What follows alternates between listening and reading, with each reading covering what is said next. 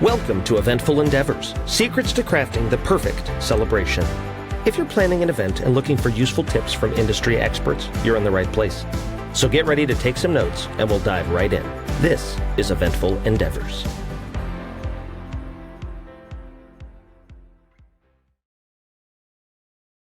All right, welcome back to another episode of Eventful Endeavors. We are here today with Azurae Shults, who is a wedding and event planner in Paso Robles, and she owns Ciel Bleu events. So thank you for being here, first of all. My pleasure. Thanks for having me. Yeah. So tell me a little bit, before we jump into a lot of stuff, tell me a little bit about your story, how you got into wedding planning and all that kind of stuff, where you're from, etc.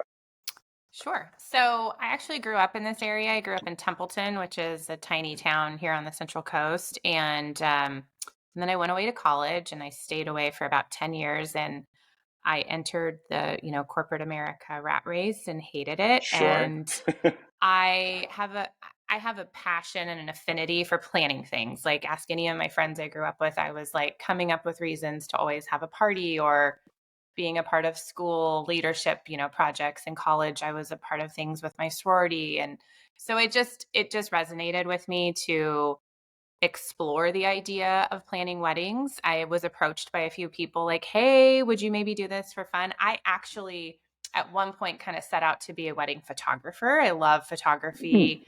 I looked at attending like the Brooks Institute of Photography in Santa Barbara, and it just was a little too narrow for me in scope. So I didn't end up doing it. However, because of that conversation, I think people started recognizing the fact that I knew my way around a wedding. And I did a few for fun and realized, hey, there's actually something here. But at the time, I didn't live in Paso Robles. I was still in Northern California, and it wasn't a destination wedding type atmosphere, So I convinced my husband to leave his hometown and relocate to my hometown so that I could, get my feet wet and see what was here for me.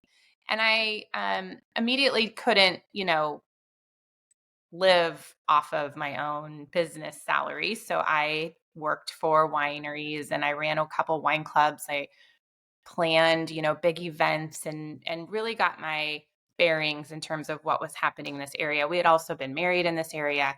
So after a couple of years of that, I decided, I'm just going to rip the Band-Aid off and see what happens. And I've never regretted it. So that's really kind of how it started.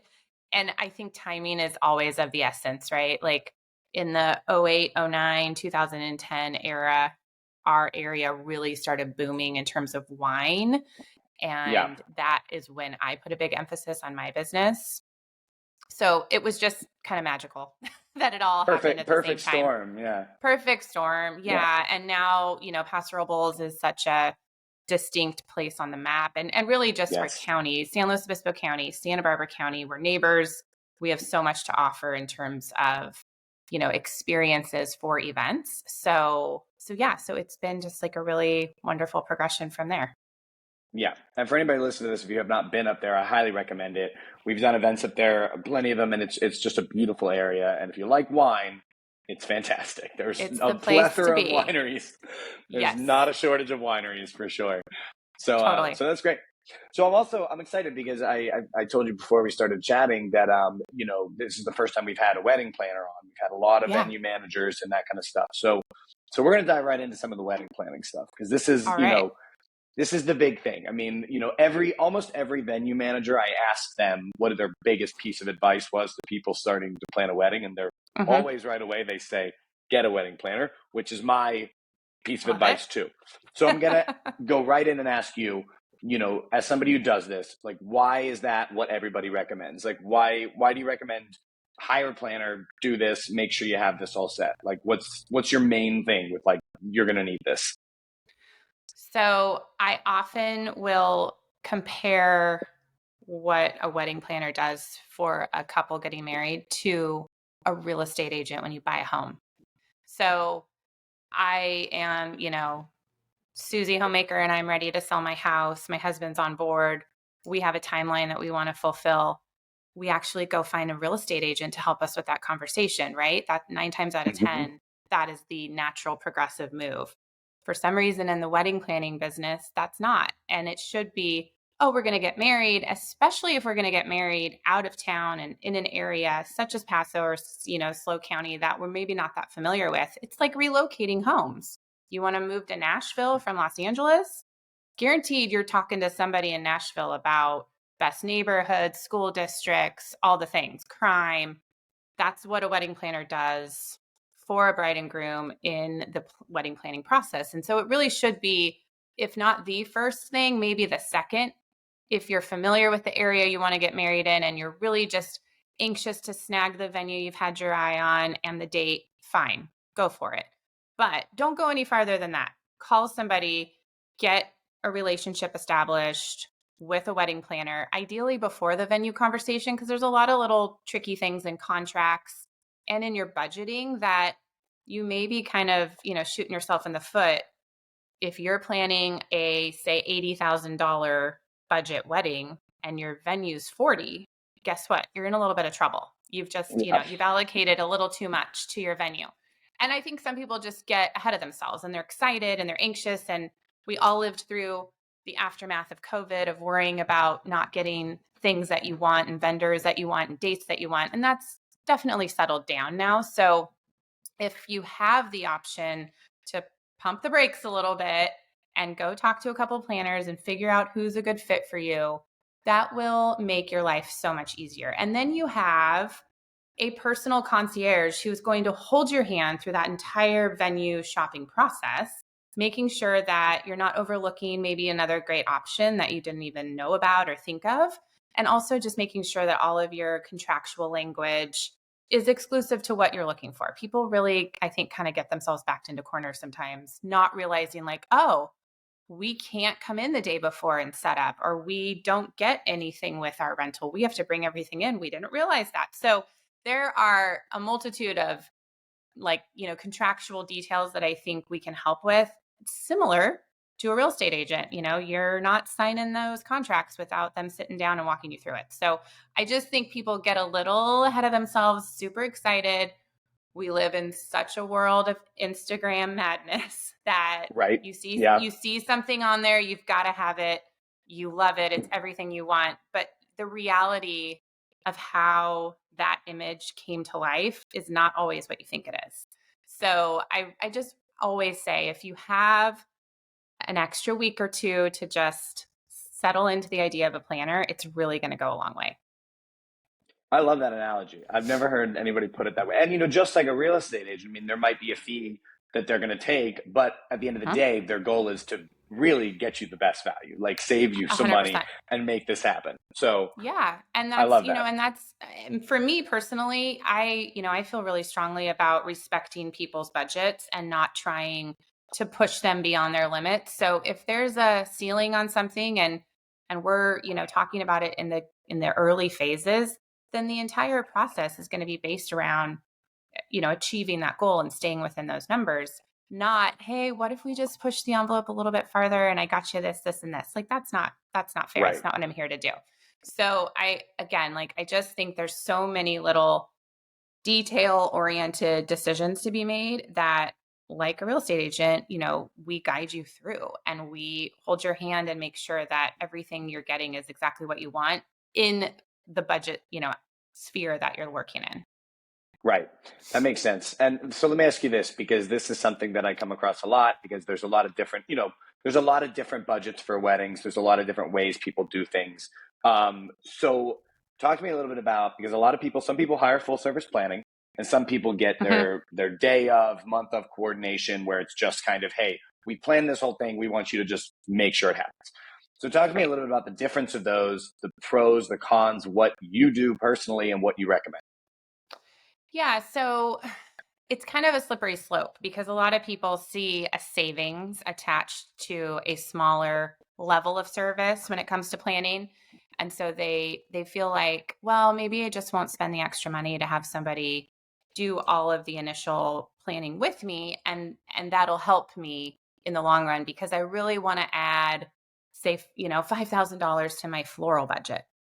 The reality, though, is that as you go through the process and plan and choose all your vendors without a planner, you're likely going to make some mistakes and you're going to end up booking things that you either don't need, that are maybe a bit excessive, or you're just not talking to the right people. We have the relationships, we have the connections, we have, the kind of inner spider web of people that we know and trust, that you're really using a planner for that access to those people. So going out in the big bad world of Google and finding all your vendors, and even if I gave you a list of vendors and said, here's some people to start with, I think this is a great, jumping off point, it's likely that you're going to allocate things incorrectly. You're going to overshoot the moon on some things. You're going to underestimate other things. And then guess what? You're coming to me 3 months before the wedding, pretty frustrated and upset that you have to cancel somebody because you made a mistake along the way or you forgot something.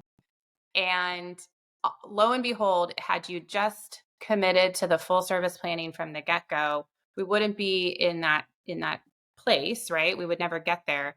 And you would have a much better experience knowing someone else is doing the shopping and the negotiating for you. Because I don't know, like as a consumer, I don't love the art of negotiating with people when I'm trying to do something. It's not super fun. It kind of, makes you feel weird. It's not always the best thing to have to do. Having someone else do it for me, that's amazing. I don't want to have those scary conversations if I don't have to. And that's a part of it, being able to sort of remove yourself from the negotiation process and really just talk surface level details of like, this is what I want. This is how I want it to feel and look. And I want the guest experience to be a certain way, and let me figure out how to get you there. So, so full service planning is really, I think, important, especially if you're planning a high level sort of luxury experience for your guests. You really need somebody in your court. You really need somebody who's going to be privy to all the local details. Hire somebody in the market of where you're getting married. Don't bring someone in from out of town. There's people that do that and it doesn't make sense. They don't know the vendors. They don't know how long it takes for someone to get from point A to point B. They don't know which hotels are closest, and have the best access. So I always recommend, even if it's not me, hire someone local. Don't bring someone in from like LA or Santa Barbara that doesn't know the area. Try to stick within the region, and you'll really do yourself a favor having someone on your team vouching for you all the way through and fighting for you. So making sure that you get everything you need from start to finish. Well, and you also know what those things should cost. You know what I mean? Because if you do 100%. It without that, you might spend, $5,000 on X when you're like, oh, I could have got you that same thing for 2,000. You know what I mean? Like, because you don't know. And that's what I'm saying. Like the difference between maybe spending on a full service package versus a partial is usually something to that tune where they spent the money anyways. They just didn't realize they were going to spend it because they made some kind of mistake, or they, overshot the moon and didn't need to. So it all is relative. It all balances out in the end. It's hard. And I understand that a lot of people have never planned a wedding before. They don't know the process. They don't know what to expect. It looks like planning a fun dinner party. It really, that's what it starts out looking like, right? But then you get into the nitty-gritty stuff, especially, again, if you're creating like a weekend experience for people, you realize there's a whole lot more to this than I give planners credit for. And we're not charging a premium to plan with you for a year or a year and a half of our lives for nothing. There's really a lot of work that goes into it. And there's a lot of experience that I have and that some of our other more senior planners have that, took a long time to get to this point. So again, it's a service. So it's not a tangible thing. I'm not going to bake you a cake and deliver something pretty on the wedding day. I am the thing. So it's really, it's hard for people to wrap their head around that. Like, oh my gosh, I have to spend extra money on someone to do what I think I can do myself. Sure, you can probably do it, but can you do as good of a job as you would expect me to do? I don't think so.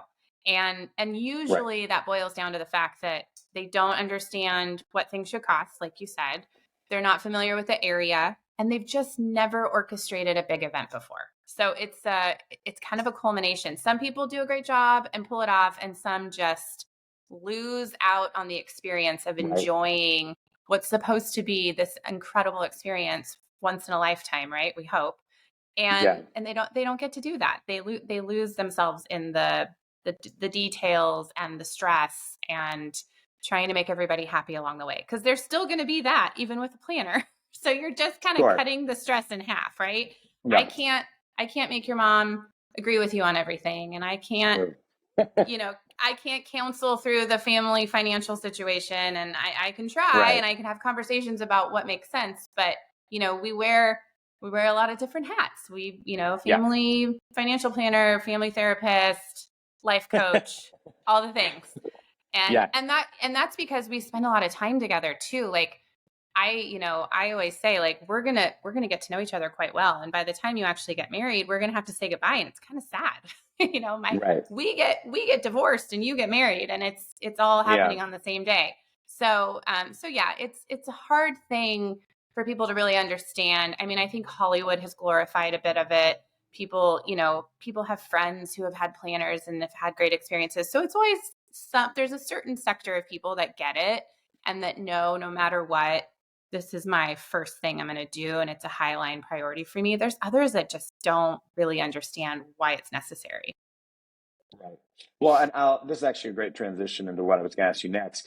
So I got married before I got into the industry, and I did not hire a planner. In retrospect, there's probably a million things I would have done differently in this whole process. The wedding went great, but it was not an easy couple of years doing it and putting it together. Right. But the biggest thing, when we decided to get married, we didn't want to do anything crazy. We had maybe 100 people or something. And the first thing we said was, okay, well, let's put together a wedding budget. And I think we said $10,000, which in retrospect was the funniest thing I'd ever told myself. So quickly learned that we were wrong once we realized how much things cost, because we had no idea what we were doing, didn't hire a planner. So my question then is, since I think a lot of people go into that, they think, okay, well, this is what we want to spend, but they don't really know what things cost. So for you, how would you say, like, when you're putting together a wedding budget, how do you make that a realistic number that you're okay with spending, but not like, I'm going to go broke from this wedding? Like, how do you recommend people pick that number, essentially? It's hard. And, it's hard because if you want to have a wedding for $10,000, there's a way to do it, right? Like you could have done it. You could have cut corners and taken, the fifth favorite option off the list over and over again. You could have done it. Would have been lame though. Well, sure. Like, it's not what anybody wants, but people do it.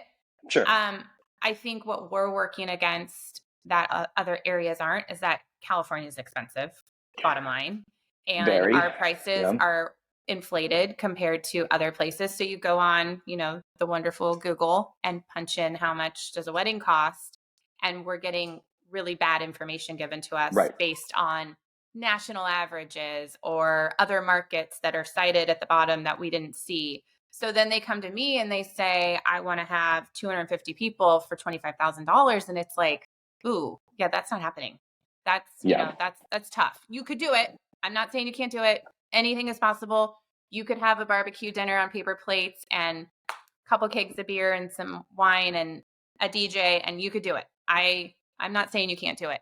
But when I see your Pinterest board and your Instagram ideas, and I see what your vision is and what your budget is, then we have to have a conversation early on. And again, that's part of what I'm here to do, is to say, I don't want to set you up for complete disaster. I'm not going to take your money and be your wedding planner when I already know that your budget isn't sound for what you're trying to do.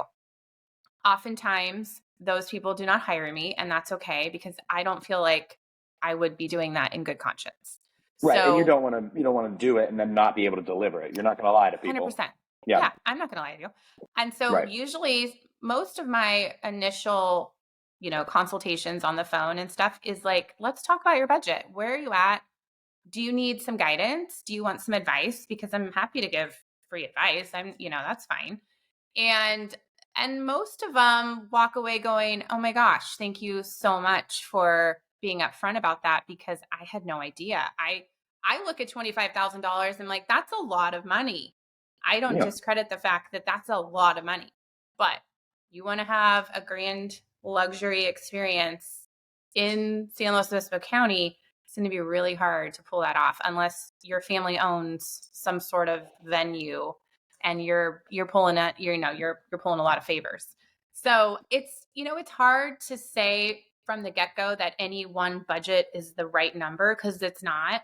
But there's certainly an average, and there's certainly an expectation of if somebody wants a certain type of weekend, I can give them guidance on what I think their budget should be, or at least a range. And then they can go back to their families or back to their financial person and say, it's a little more than I thought, but what do we have to work with? And then call me back and we kind of massage it from there.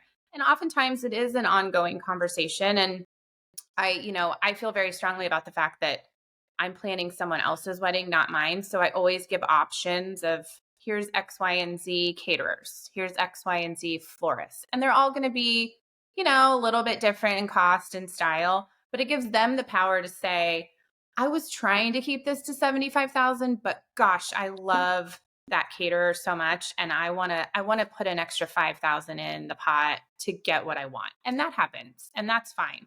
But I'm not the one telling them, hey, you have to do this and you need to come up with $5,000 more to make this. I'm just saying, these are options. You decide. It's kind of like choose your own little destiny here. And that's a nice way to approach it, because if we have sort of a jumping off point and I know what the ceiling is initially, and there's something that comes up that's going to push us over, then it's up to the client to decide if that's going to work or not. But every budget is a little different and every expectation is a little different. So it's hard to come in, on my inquiry form on my website, it's like, what's your budget? And I ask that question because I want to get an understanding of what they already know and understand about the wedding world, so that we can have this conversation in one of our first calls. It's like, well, you just told me 25,000 for 250 people. Let's talk about that. Where did you get that number? Right. And is that a hard end for you, or are you just throwing that number out because you don't know and you need someone to help you figure that out? So it's hard. That's it's a big discovery phase early on in the relationship of kind of hashing out back and forth of like, what would work? What makes sense? How much do we have to work with? Is there wiggle room if we need it? Is it a hard end? There's all kinds of different scenarios with budgeting. So yeah, so I don't know. It's just, it kind of depends on the client, obviously, and then their personal situation. But even if you have a lower budgeted, like say your budget is really like, you're like, I can't go above $25,000. Like, I think some people have this thing with like getting a full service planner is undoable with certain types of budgets. I mean, I didn't get a full service planner, so I truly don't know, how much it costs, what it's all about, and how that works. Like, can you work a full service planner into almost every kind of budget? Is it more so on the bigger weddings? It is, unfortunately. Yeah. I mean, and there are planners out there who do the smaller end budgeting type services to make it work. So I think there's a planner for everybody. It may not be me, it may not be the next person, but with a little bit of shopping, you'll find that person. And trust me, I get passed on all the time for budget, and I know that that's the right thing to happen, right? I don't want to see people overcommitting themselves because they like me and then they don't get the photographer they want. I want them to get everything they want. So yeah, there are certainly different levels of pricing based on different, planners. There's a lot of newer planners that are up and coming, kind of straight out of college, starting a business, and they're hungry for it. They'll take anything. I've lived that part of my life. I've done those days, and it doesn't work for me anymore, but that doesn't mean that it's not out there. And I think people, even on a limited budget, they should always at least have the conversation with a few planners and see what's out there. It's not going to hurt to try. Yeah. And, full service planning to me sounds like such a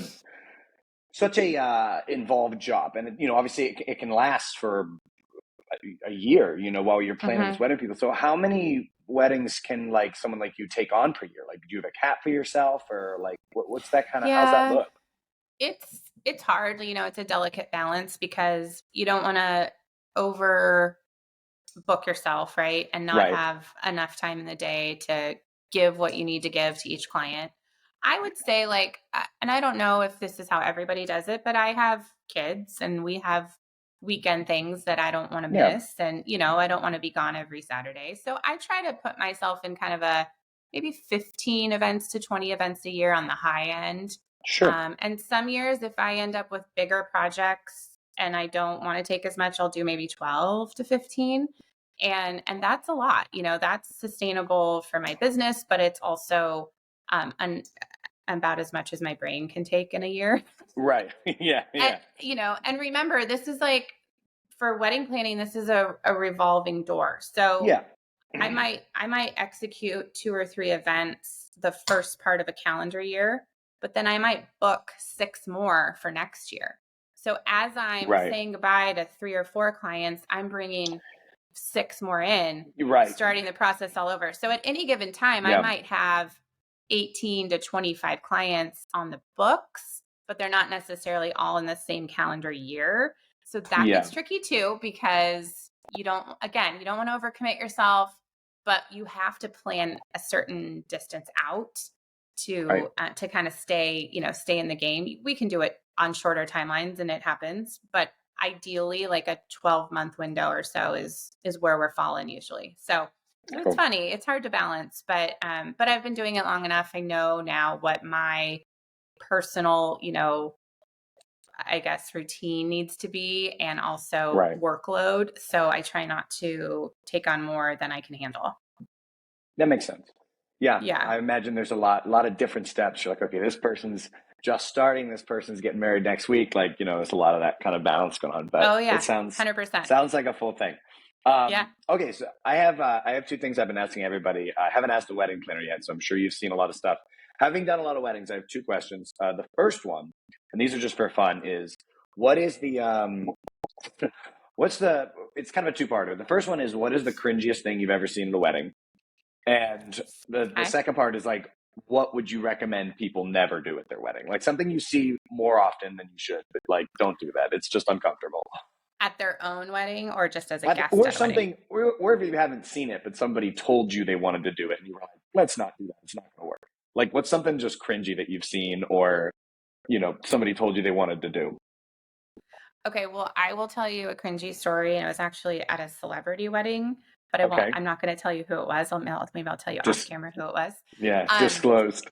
Yeah, I'll keep it private. Sure. But this person had some fun, few too many cocktails, went over to the dessert bar, and there were like cupcakes and cookies and all these fun things, and proceeded to lick all the icing off the cupcakes and put them back on the cupcake bar. And I kind of caught wind of what was going on. And so then my assistant and I had to go and like follow her through the buffet line of desserts and get rid of everything that she licked and try to rearrange. And oh my God. That was a cringy moment of like, no. There's Well, other people picking these up. Don't do that. When you mix alcohol into the situation, things happen. Yeah. Okay, so piece of advice, don't lick the cupcakes. Got it. Don't lick the cupcakes. Have fun, but don't have so much fun that you're falling over and someone has to take care of you, because that's the other cringy thing. Is like, I've seen lots of, dresses over the head on the dance floor, nothing underneath. There's lots of, yeah. It's like, okay, well, okay. I mean, it's great people watching. Yeah, it's great people watching, but I think that person's probably mortified when they find out later what happened. So I feel like the balance of like having a really good time and just being a complete idiot is sort of cringy at a wedding. It's sure, especially when you have grandma and all the family sitting at the coffee drinking, sitting at the table drinking coffee, and then there's this complete mayhem going on the dance floor. That's where I'm like, oh, save that for the after party when everybody goes to bed. Your photographer's still here. There's evidence. Yeah. And don't get me wrong. I love a good party. That's my favorite part of the night, is watching everyone dance and let loose, and all the programming's done and they can have their fun. But I do think that it tends to go a little too far sometimes and it gets a little crazy. So that would be my cringy kind of moment. And then for couples, what should they never do? Like, don't do this. It doesn't work ever. Well, it does work, but I don't like it. Okay. And that's a first look. So there's this trend where your photographer takes pictures of you together before the ceremony. And I just think it's cheating. I don't think it's fair. I think you have to live through the anxiety and the butterflies and that moment of like walking down the aisle and seeing each other for the first time, and some people just like can't even fathom the stress of it. And I get it. It's better for them to probably see each other first. but I just feel like it's cheating. And so I always tell my Right. clients, I'm like, you can do it if you want. Yes, it saves a little bit of time, especially in like daylight savings hours when it gets dark a lot earlier and we need to get photos done before sunset. I get it. There's a purpose for it. But in the grand scheme of things in life, you only get a few of those like once in a million years moments. And that's one of Yeah. them. And I just feel that it's become so popular to just, oh, we'll just do the first look and get it over with because we just want to get to the party. I'm like, that is not why you're here. You're here to get married. You're here to have like this, moment between the two of you. It's not about anybody else. And I think we lose sight of that in the wedding planning process of Yeah. like, they're trying so hard to impress everybody else and take care of everybody else. They put themselves last. And I don't think you should. I think you should be a little selfish. I think you should do something That's that interesting. matters for you and not necessarily always worrying about what everybody else is going to, walk away from. It's your day. So And that's, I don't know. I like that. That's interesting because so many people are doing it. I mean, first look is like, I think it's on almost every wedding I do now. I did one. So popular. But now I think back on it, I'm like, well, if I hadn't, that whole like walking down the aisle moment would be way more powerful for me. You know what I mean? Like 100%. You kind of forget that like that, maybe you don't have the picture of the first look like as in a separate location, but like something about that reaction when you're right there is really cool. Yeah. And even if it's not a picture, it's a memory, it's a moment, it's a feeling, it's a culmination of all the things and why you're there. And yes, it turns into the extravagant party and the dinner and being with your friends and all of those other things come into play. But that moment is why you're there, right? The ceremony is why you're there. So I agree. I don't know. I think, and I'm not like a super traditional person by any means, but there's something about that like, I always try to talk them out of it. And not talk them out of it, but just say, you're never going to get this back. I'm just telling you, like something to think about. And that is interesting. So who knows? I mean, there's so many trends in wedding planning and, from one year to the next, people love things and then they hate things. And it's so hard to say where it all comes from, but that is something that has kind of stayed in the conversation for at least a decade, people doing the first look thing. So it's been around for a minute. I like that. Okay. My last question is kind of the opposite of that. And this is the last one, and then we'll wrap it up. But is similar to that, like what's the most unique thing you've ever seen? Something that was just like, you saw it at this one wedding and it was just something really, really cool, really unique. Any memory popping in your head? There's probably more than this, but the one that comes to mind, I'm very inclusive in who I work with. And so I had a gay couple. Sure. And they were very eccentric men, getting married at a winery here in town. Awesome to work with and just big ideas, one, lots of color. They even had a drag show as their entertainment during dinner. Like awesome. we went all out. It was so fun. Sure. To be a guest at that wedding would have been such a cool experience. But what I thought was really cool was they travel a lot. And so they wanted to incorporate animals that they loved. And we actually have a really neat zoo program here in town that rehabilitates exotic animals that can't be in zoos and can't enter their natural habitats. So you can like rent time with them. So we brought them in for cocktail hour. We had a camel. We had a boa constrictor. We had like an armadillo. We had that's awesome. All these cool animals floating around with handlers at cocktail hour and people sipping their cocktails, eating a canapé or something and getting, a moment with these cool animals that they would probably never otherwise get to experience. So I just thought that was really fun to put like a different touch on a wedding, with some animals. That sounds like a fun wedding. It was very fun. The list goes on and on of all the fun things we did. So I love a client like that that'll let us get a little creative. And it's fun for you too at that point because you're like, I don't get to do this very often. Let's do this. No, it's totally different. It was like kind of like planning a birthday party more than a wedding. We just did so many wild things, but in the end, it was really a cool day. Well, listen, I mean, I think that's all I have for you. I mean, is there anything else you Yeah. want to say? Anything else you want to kind of mention? Obviously, we'll link to all your stuff in the show notes and whatnot so people know where to reach out, where to find Oh, you. great. I don't know. Is there anything else you want to just say before we wrap it all up? No, I just appreciate the conversation. And I think it's so fun that musicians are looking from another lens at, what it takes to put on a good event. I know you guys are absolute pros in what you do, and the stuff that we've done together has been really fun. And I just think this is a great way for people to gain a little perspective. And I hope that, Yeah. whoever's watching, whether they're coming to my area or not, that they, take a little bit of this information to heart and help themselves plan in a much more relaxed way and enjoyable way. Yeah. It's not Yeah, easy, but it doesn't have to be hard. There's a exactly. way. Exactly. So I love that slogan. yeah, I just made it up. I feel that was a good one. Hey, that's perfect. I'm gonna put that on a bumper sticker or something. Yeah. Okay, Azurae, thank you so much for Yeah. having Thanks, this chat Shawn. with me. I appreciate you. You have a great rest of your day, and we might be talking to you again soon because Azurae also manages a venue. So we Yep. might be having you back on in the near future to chat Okay, about all good. that stuff. So I would love it. thank you very much. You enjoy the rest of your day. Okay. Have a good one.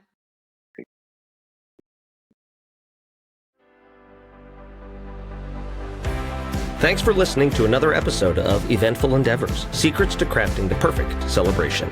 We hope to have left you with some actionable ideas for your own event. If you like the show, please subscribe and definitely leave us a review. We read every comment. So until next time, happy planning and see you soon on Eventful Endeavors.